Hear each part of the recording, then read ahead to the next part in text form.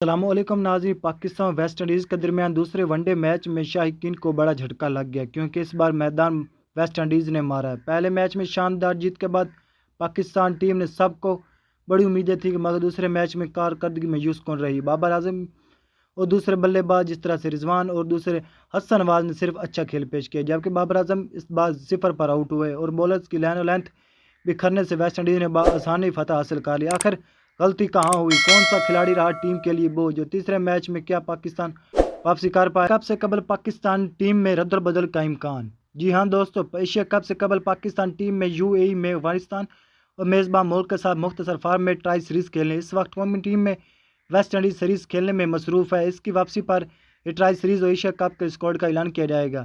Pakistan squad میں سلیمان مرزا اور all rounder Ahmad Daniyal کی واپسی کا امکان، جبکہ ورک لوڈ مینجمنٹ کے تحت سینئر پیسر شہنشاہ افریدی اور حارث رؤف کو آرام دیا جا سکتا ہے۔ تاہم ان دونوں کو ایشیا کپ اسکواڈ میں شامل کرنے کا پلان موجود ہے۔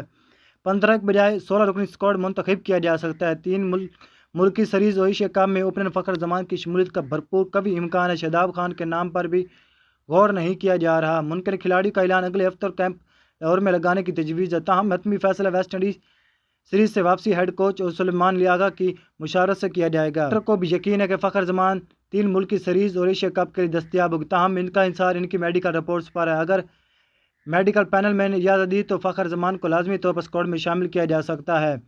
ایشیا کپ پاکستان سیریز میں اپنا پہلا میچ افتتاحی روز افغانستان کے خلاف کھیلے گا۔ ہر ٹیم دوسرے سائیڈ کا بھی مرتبہ کا سامنا کرے گی، جبکہ ٹاپ 2 ٹیمیں فائنل میں جگہ بنا پائیں گی جو کہ 7 ستمبر کو کھیلا جائے گا۔